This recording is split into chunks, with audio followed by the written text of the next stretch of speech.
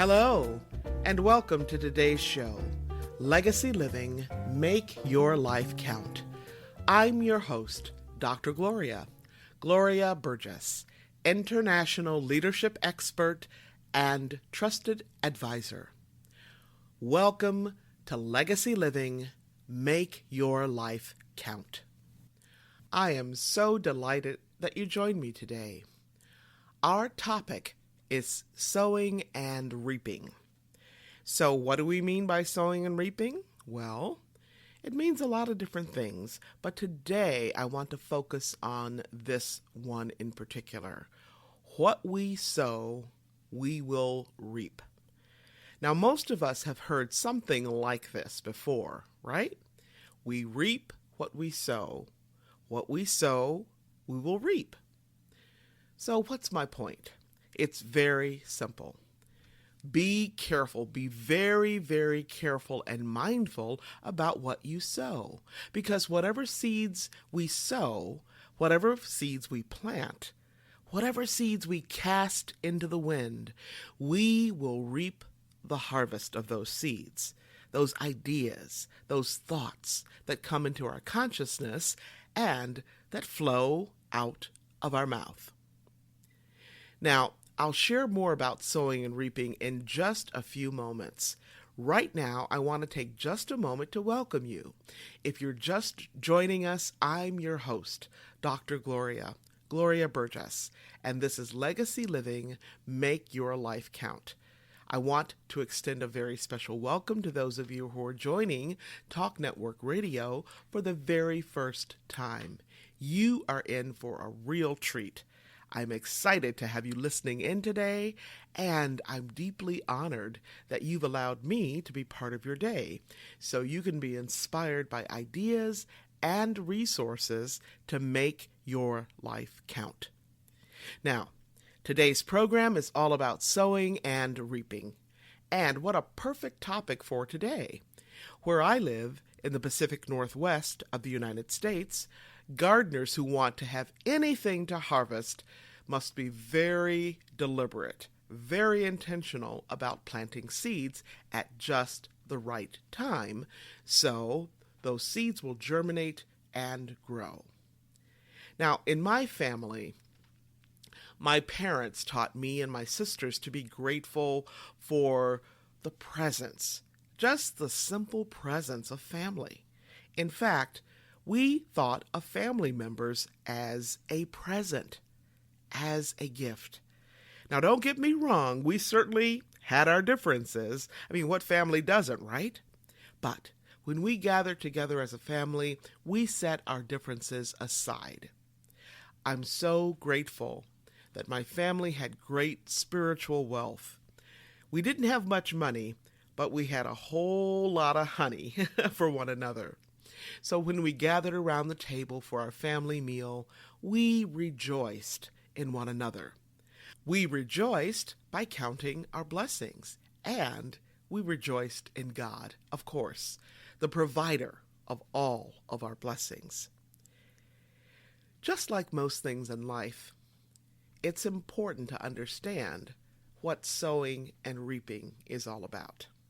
It's important to understand what it is and why it's significant, especially in our gotta have it right here, right now culture.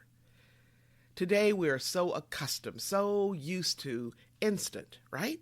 We have to have everything immediately, in an instant. We have instant coffee, instant tea, instant soup, instant meals for all kinds of food, right? You can even pre-order your fast food, so it's hot, ready, waiting, and paid for. So you can make an instant getaway. We have same-day delivery, so you no longer have to wait for several days for standard shipping. We have instant communication, so what you say to a friend or an audience can be streamed live. Everybody has something that they desire, a dream, a project, a goal. Everybody has something that they want. We all do. So what do you want? Do you want a new job, a new career, better health, more money, more friends? perhaps you want to change your friends. Change who you spend your valuable time with. Maybe you want a better relationship with your husband or wife or parents or sister or brother. Or maybe you haven't seen a friend in a long, long time and you want to reach out to them. Maybe you want a new car or a new apartment or a new home. Maybe your kids are grown up and you want to move into a smaller home. Or perhaps you have several small children and you simply want peace of mind. A few hours a day that you can call your own. A few hours a week where you can have an adult conversation.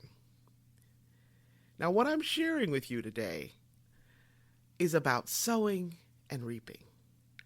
And what I'm sharing will help you understand how to get whatever you happen to want in your life. So whatever it is you want, it will help you get from where you are now, point A, to where you want to go, point B. In other words, it will help you get from here to there. Sowing and reaping. You reap what you sow. You get out whatever you put in. Now you invest so you can earn. You study so you can learn. You manifest the fruits of your labors. You plant trees today so you will have shade tomorrow. However you say it, however you express it, this is what we call sowing and reaping. Now, did you know that today is the mother of tomorrow? Yes, let me say that again. Today is the mother of tomorrow. In other words, what we think about today, we will give birth to tomorrow, or next week, or next month, or next year, or maybe 2 or 5 years down the road. How we live today shapes our tomorrow. How we live our life is called personal leadership.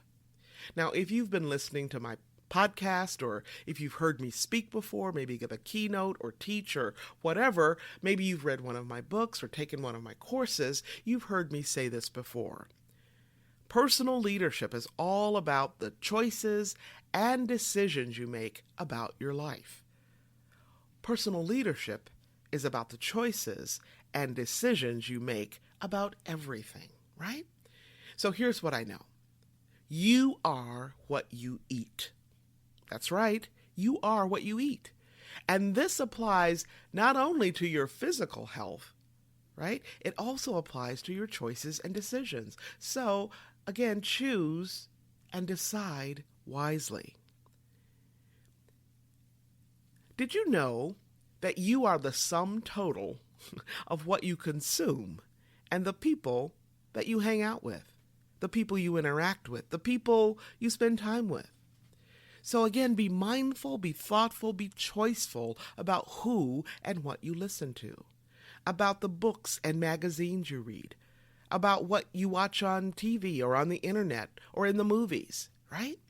Be mindful and thoughtful and choiceful about the images and photographs that you have in your home and your office, and about what you post on Facebook or Twitter or Instagram or TikTok, right?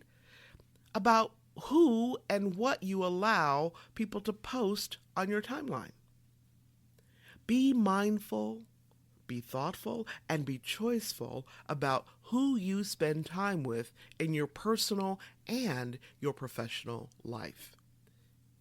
Who you are in your daily life informs and shapes you as a leader more than any other single factor. Now, why is that? Because how you live is how you lead. How you live is actually how you do everything. Lead, parent, work, community service, your interactions with family and friends, everything. Now, who you are is comprised of your values, attitudes, and beliefs. Your values, attitudes, and beliefs shape your character. And your character drives your choices, affecting who and what you allow into your field of attention.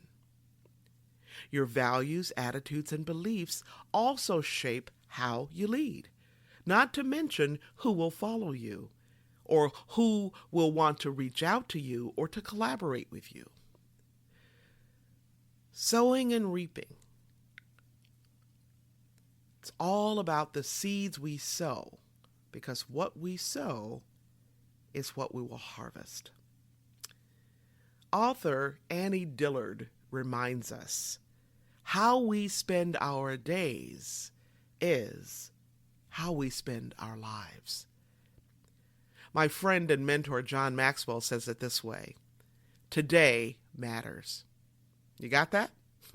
If not, I'll say it again. Grab something to write with and be sure to write this down. Today matters. 2 words, 2 very simple words. Today matters. Those 2 simple words are powerful words. They are mighty words. I love them. Today matters because when you think about it, that's really what legacy living is all about. It's about living with purpose and intention today so that you have authority over tomorrow. If you want something to happen in your life, you must give out something today. You must put something out there, right? You must sow and plant seeds today. If you want to go to college, to build a business, to have better relationships, better health, to have children who grow up to be caring, compassionate, responsible citizens. To have what we want tomorrow, we must be purposeful and intentional about sowing the seeds today so we can reap the harvest of our efforts tomorrow. What we sow, we will reap. Living with purpose and intention today assures us that we will have authority and dominion over tomorrow. Who and what we are today is the direct result of who we have been spending time with, what we've been reading, the images that we've allowed into our consciousness, what we've been thinking, what we've been consuming, eating, and drinking and paying attention to, even those people, those opportunities we have neglected. All of the people and things and events that we have allowed into our life have shaped us. They have formed us into who we are today.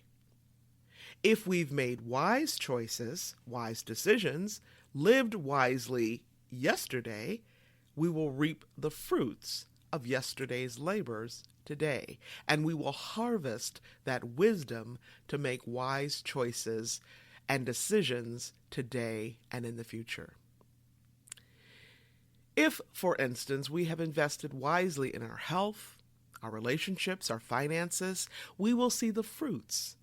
We will see the benefits, the results of those investments today and for months and years to come. How will we know? Well, we will have strong bodies, solid relationships, and a strong, sure financial footing. Just like the story about the ant and the grasshopper, the folks who invest wisely today will have plenty tomorrow, just like the industrious ant. But if you're careless, if you are reckless, if you are spendthrift, if you spend everything you have today, or if you're idle and don't do any work, if you don't do anything to store up for the months ahead, you will come up short, just like the grasshopper. You will have little or nothing in the future. Why? Because you reap what you sow. If you sow nothing, you will have nothing to reap. If we do as little as we possibly can to get by, or if we do nothing at all, guess what? When tomorrow comes, and it will come, we will have little or nothing because we have made the choice. We have decided not to sow. Therefore, we will have nothing to reap. The law of sowing and reaping applies to so many areas of our lives, doesn't it?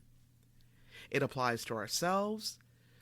Maybe you're developing a new skill or new knowledge or new awareness. Maybe you're focused on improving some aspect of your life, your fitness, your finances, your marriage. It applies to our relationships with everyone, our spouse, our sisters, our brothers, our parents. Or perhaps, you're raising young children. Or perhaps your children are now grown and you have an empty house or an empty nest. Sowing and reaping applies not only to ourselves and our family life, it also applies to our work, to our teams, our staff, our boss, our board, our organization. Whether you're working as an entrepreneur like me, or you work for a corporation, a nonprofit, the government, an NGO, a school, a church. Maybe you're a project manager. Maybe you plan events, conferences, programs. Or perhaps you work in healthcare as a doctor or nurse or a physician's assistant. Maybe you're planning a garden or building a home or planning a wedding or a bar mitzvah. Or maybe you're planning a meal for your family. The law of sowing and reaping applies. Now, I want to take a closer look at sowing and reaping. There's actually a law about reaping. That's right, a law just about the harvest. This law is all about actions and consequences. This law says, you harvest what you sow. It also says you harvest what you sow in kind. And this law also says you harvest more than you sow. Okay? So that's what the law of the harvest says. Again, this law is about actions and consequences, about cause and effect. In fact, some folks refer to the law of the reaping, the law of the harvest, as the law of cause and effect. But I like the law of the harvest because that's from God. And I'm going to use the language from His Word, which is all about harvest. Now, there are lots of interpretations, both negative and positive interpretations of this law.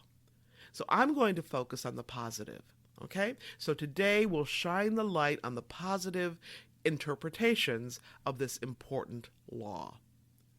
This law says that no matter where you live, if you plant seeds in good soil, and if you tend to those seeds with loving care, you can and will have a harvest. But what kind of harvest? Well, that's the question, isn't it? As I mentioned earlier, the law of the harvest says these three things.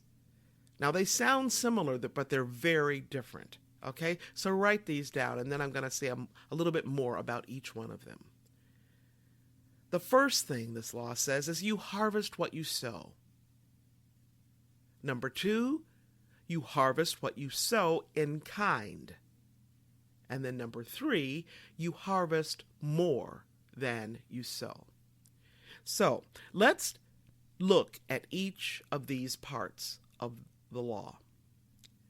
First of all, you harvest what you sow. Now, this part of the law says that whatever you plant, okay, whatever you put in the ground, whatever you water and nurture, whatever you put out there into the world in terms of your ideas, your books, your teachings, your whatever that happens to be, right? Building a team, okay? All of those things that you put out there come back to you. So this is a very basic understanding, a very basic aspect of the law. The second aspect of the law is you harvest what you sow in kind. Okay? Now, this part of the law is more specific. So, the first part says that what you plant will come back to you. This part of the law says that not only will it come back to you, but what you sow, what you plant, What you put out there will come back to you in kind. This simply means that if you want to harvest potatoes, then you plant potato seeds, right? If you want to harvest pumpkins, then you have to plant pumpkin seeds. If you want love, then you sow the seeds of love. You offer someone a hand. You offer someone the encouragement of your warm smile or words of edification and upliftment and encouragement. What you put out into the world will come back to you. What you say to a coworker or your child or a team member or your parent or a friend or a neighbor will come back to you in kind. So you must be deliberate, thoughtful, and intentional about what you put out there, because the essence of what you sow will definitely come back to you. Now, listen to me very closely. I want you to hear this. What you put out to a particular person may not come back to you from that person. In fact, it is very likely to come from or through somebody else, right? And what you put out there may not come back to you today or tomorrow or the next day or whenever you might be expecting it. But let me tell you, it will come back. It will come back to you in some future time, some future moment, perhaps from a total stranger. And when that harvest of what you put out does come in, because it will come back to you in kind. Okay, so the essence will come back to you. And the key is to be intentional. Now, the third aspect of this law is that you harvest more than you sow. This means that your harvest will yield a bigger crop than the number of seeds that you plant. Okay, I'm going to repeat that. This means that your harvest will yield a bigger crop than the actual number of seeds you plant, the actual number of ideas or words or resources that you sow. For example, if I plant a carrot seed, right, just one little seed, I won't just reap a single carrot, right? I'm going to have a harvest of a whole bunch of carrots from one tiny little seeds. Now, who knows how many carrots will be in that bunch, but we know it will be much more than a single carrot, right? If I plant an avocado seed in the right soil, with the right conditions, and I nurture that avocado seed, or somebody comes behind me and nurtures that seed, guess what? That one avocado seed will grow into an avocado tree. A tree. And the yield, the production of that avocado tree will be much, much more than a single avocado seed. Okay, the seed that I planted. Now, this is the basic concept in my work with leaders. When I sow into them, when I sow into leaders, I'm also sowing into people who sow into other leaders around them. Okay, so that my sowing reaps a harvest in the tens or scores or hundreds or thousands of other leaders that will be impacted. All right. So let's talk about timing. We reap the harvest of what we sow in a different season, at a different time, in other words, right, than we actually sow. In other words, if we sow in one season, at one time of the year, we will harvest in another season. Sometimes the period between sowing and reaping is huge. It's immense. Sometimes it's very, very long. Sometimes it's not so long at all. As my favorite book tells us, there is a time for everything and a season for every activity under the heavens. A time to be born, and a time to die, a time to plant and a time to uproot, a time to kill and a time to heal, a time to tear down and a time to build, a time to weep and a time to laugh. So much more. I just love this passage from Ecclesiastes. What Solomon is saying to us is that for everything and anything you can possibly imagine, that you can possibly think of and do in your life, there is a time for it. Right? Farmers know this. Gardeners know this. Politicians know this. Actors know this. Doctors know this. Teachers know this. Parents know this. Children know this. Leaders know this. Everything has its own time. And everything has its own timing or season. So what we sow in one season, we will reap the harvest of that sowing in another season. Years ago, when I was first starting out in my career in IT, I was a project manager, and I loved my work. I think I really loved being in charge of people. I just like being in charge. Let's just be clear. So I loved being in charge of people, the process, and I loved saying no to the engineers who wanted to add just one more feature to the product, right? Of course, they would always say, we can do this, right? We just need to add a few more people to your team to get it done. Or maybe we can increase your budget, give you more money so you can pay the people you already have more. Or maybe we can just buy you more equipment or whatever, right? And I would calmly listen to their request. Then just as calmly point out that more people would actually add more time because the learning curve was way too steep, right?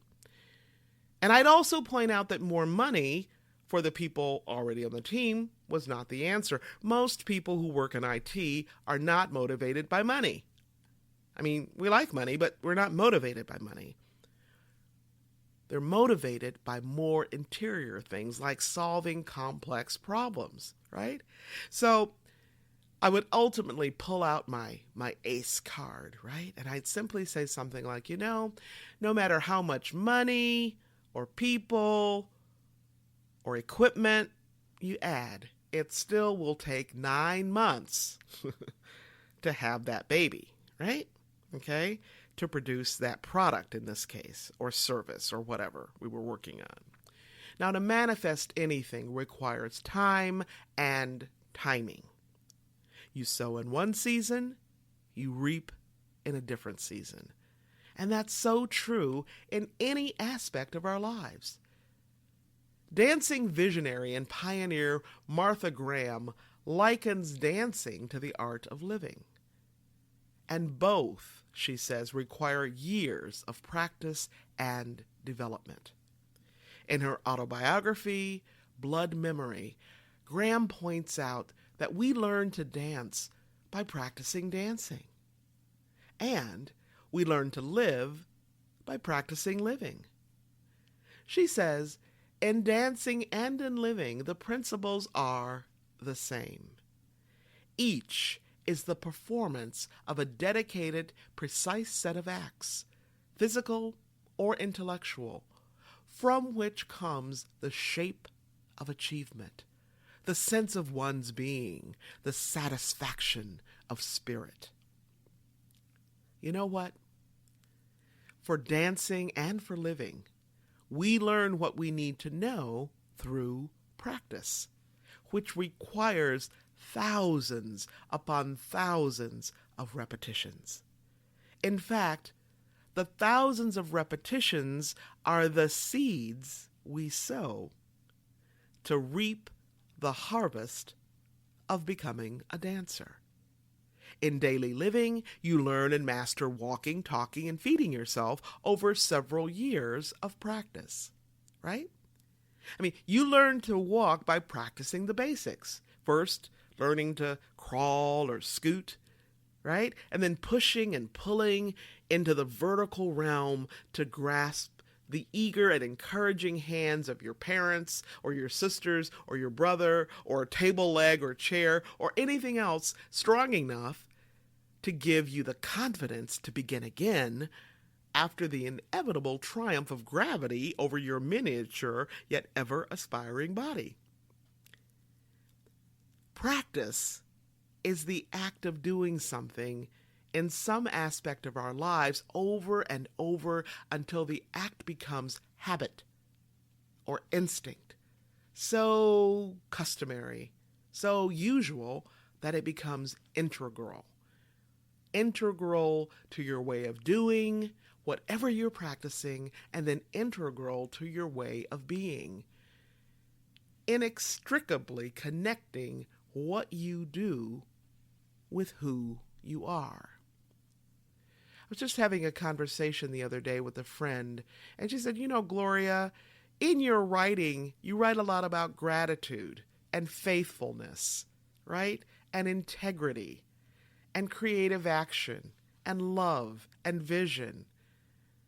And those are the same things we're talking about in terms of practice, right? We get good at gratitude. We get really good, at loving. We get really, really good at being a person of integrity by practicing. Now, dancers learn to dance by practicing the fundamentals of their craft over and over and over again until they can move on to intermediate and advanced levels.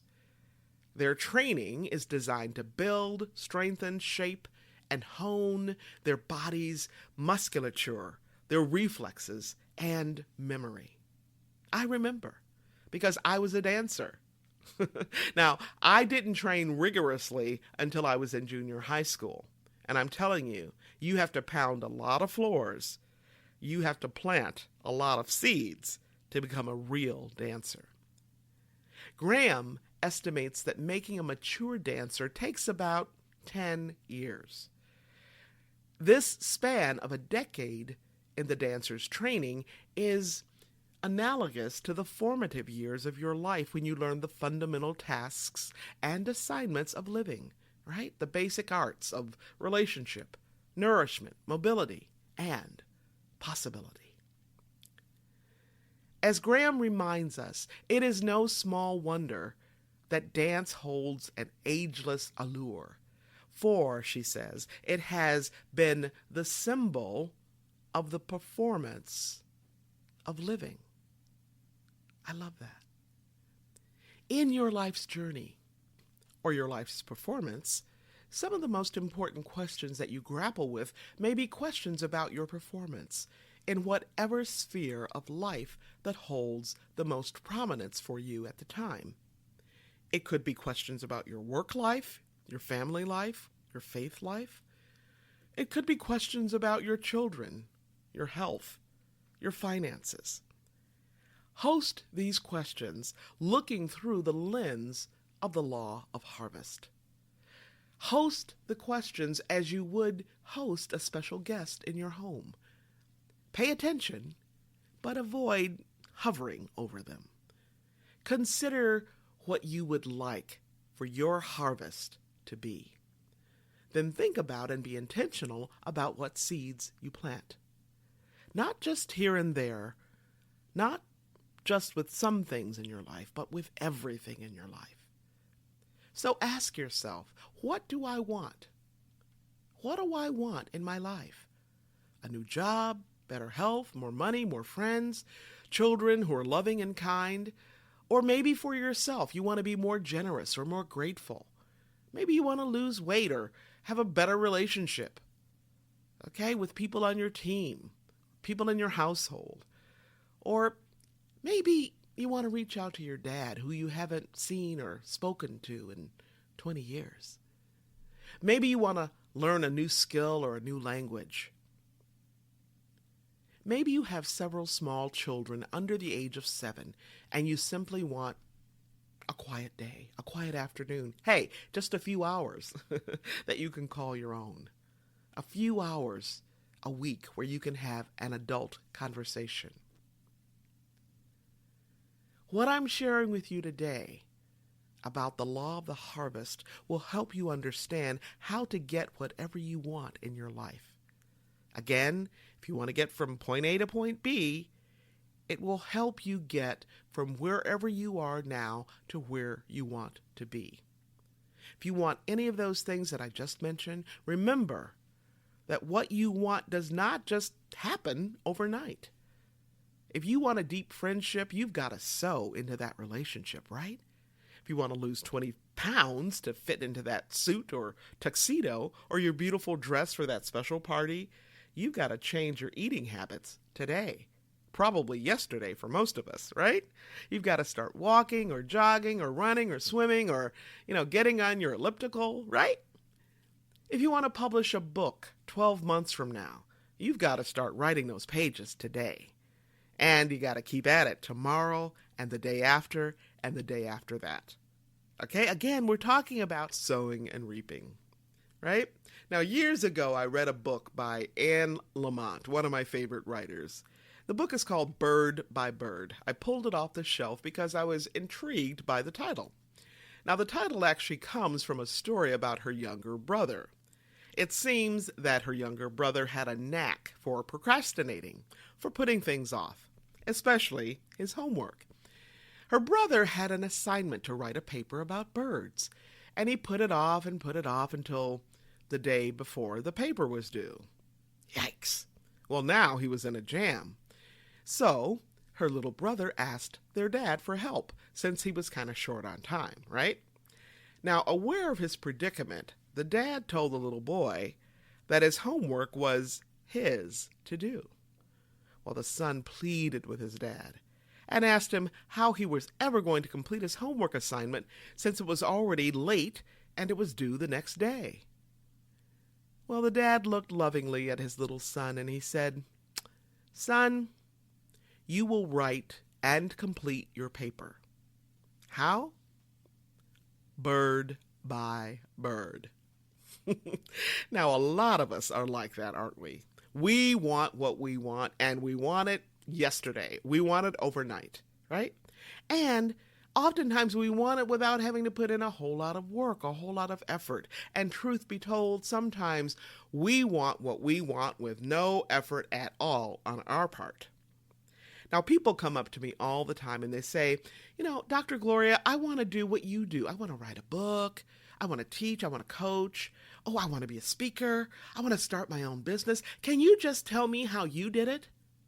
In other words, they want what I have, but most of them don't want to put in the time I put in to get from here to there.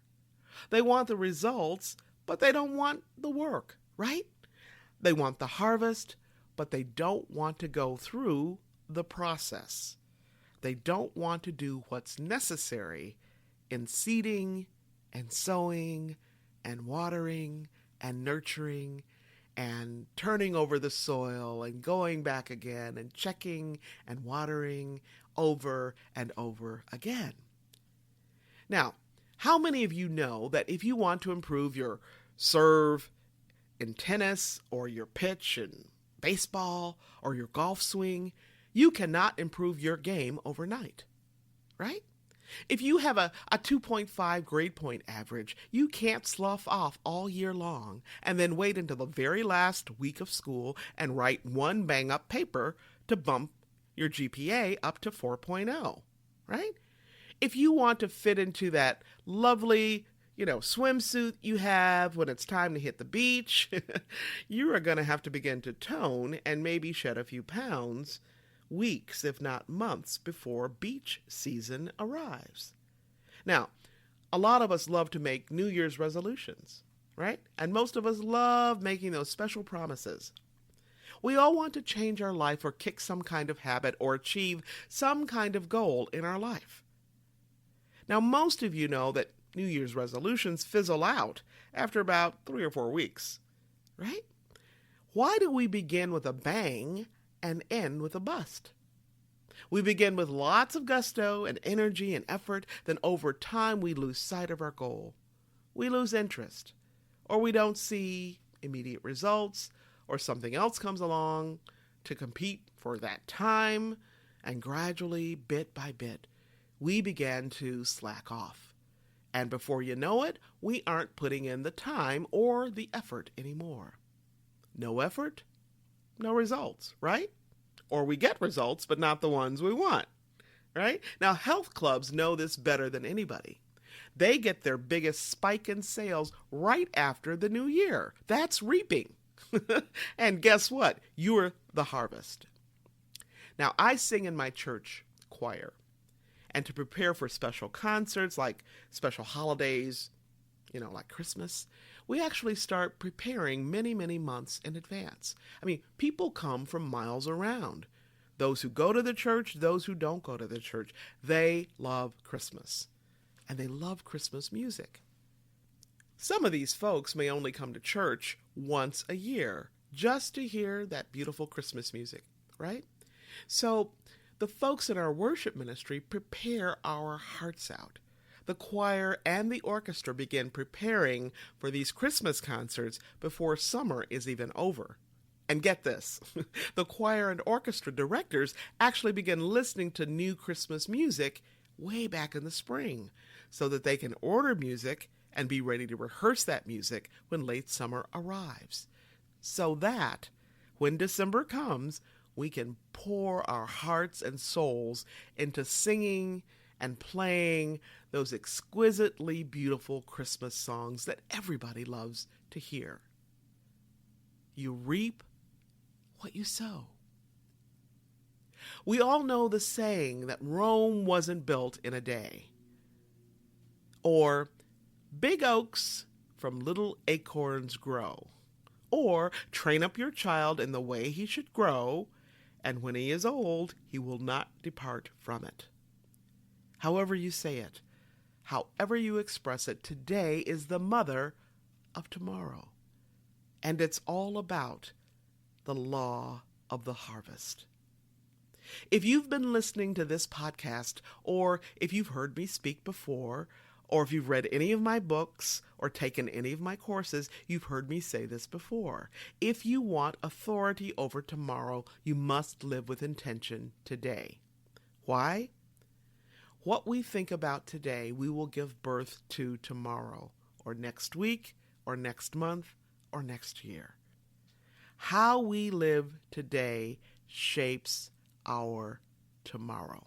So, as I mentioned earlier in the show, be mindful, be thoughtful, be choiceful about who and what you listen to, about the books and magazines you read, about what you watch on TV or the internet. Be mindful, be thoughtful, be choiceful about the images and photographs you have in your home and in your office, and what you post on Facebook and Twitter and Instagram, and about what and who you allow to post on your timeline. Be mindful, thoughtful, and choiceful about who you spend time with in your personal and professional life. Because who you are in your daily life informs and shapes who you are as a leader more than any other single factor. How you live is how you lead. It's how you do everything. So we are talking about the law of the harvest specifically, and sowing and reaping. All right? So if you want something to happen in your life, you must give something today. You must sow and plant seeds today. I want a beautiful backyard next spring, which means I must prune my roses in early and late fall. It also means in early spring I need to feed them, right? So that they will come back more vibrant, more robust than ever, right? Now, if I want a beautiful yard next spring, I have to rake and pick up the last of the fallen leaves so that the plants beneath them won't be smothered by the load. It means I have to put parts of the garden to rest so that next spring tender shoots will push forth from the earth. Who we are today is a result of tending to the garden of who we are, of who we spend our time with, what We spend our time reading, watching, eating, the images that we allow into our consciousness, what we think, right? All the things and people that we've been paying attention to, that we've been consuming and processing and metabolizing. We are the result of the people and opportunities that we have neglected as well. So all the people, all the things, all the circumstances that we have allowed into our life or not, all of those people, moments, events have shaped us, have formed us into who we are today. All right? Okay. Our topic today has been sowing and reaping. And we now know that anything you want to harvest, you must be very intentional about planting seeds for that harvest at the right time so that those seeds will germinate and grow. Every day matters. So, if you want to make a difference in your life, remember this: how you live is how you lead. And be sure to listen to this show again and again, and be sure to tell somebody. You can find me right here every single week on iTunes, Audible, Alexa, SoundCloud, iHeart, TuneIn, Spreaker.com, Talk Network Radio, and so many other places. Now, if you happen to miss any part of this week's show or last week's, you can simply download the recording and listen to it at your convenience. You can even listen on the go. Check us out at www.talknetworkradio.com/hosts/legacy living. That's talknetworkradio.com/hosts/legacy living. You can learn more about my work and Legacy Living Make Your Life Count by visiting the Gloria Burgess website. And, as I've mentioned before, if you love to be inspired, you can actually subscribe to my inspirations right on my website. Just scroll down a little bit, look on the right sidebar until you see the place to add your email address to subscribe to my weekly inspirations. It's that simple. Each week, you get a lovely photograph and a short quotation that inspires you. Or by visiting me on LinkedIn or Facebook. And you can find me on Facebook by going to facebook.com/DR, DR for Dr., Gloria Burgess, PhD. Again, that's facebook.com/DR, Gloria Burgess, PhD. You can also find me on the TEDx site and listen to one of my TED Talks. Just type in my name to find me there. Before I close today's show, I want to thank each of you for tuning in, for allowing me to share a bit about my journey with what legacy living is all about. Not just living and learning, but living and learning and serving so that you make a difference in your own life and in the lives of others. It's about being on purpose every single day, 365, 24/7. Legacy living is a powerful way to make your life count. Once again, I want to thank you for joining me for today's podcast. I'm your host, Dr. Gloria Burgess, and this is Legacy Living, Make Your Life Count. Please join me again next time right here on Talk Network Radio for another show of Legacy Living, Make Your Life Count. Don't just count the days in your life. Make the days in your life count. That's what legacy living is all about.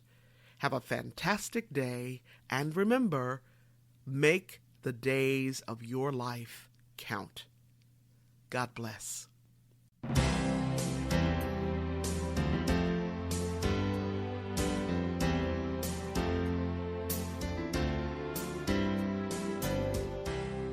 That's our show today. I'm your host, Dr. Gloria Burgess. I hope you'll join me again next time. Until then, don't just count the days in your life. Make the days in your life count. That's what legacy living is all about. Here's to you. Have a fantastic day, and be sure to make it a yes kind of day. Remember to celebrate the music of your life. Make the days in your life count.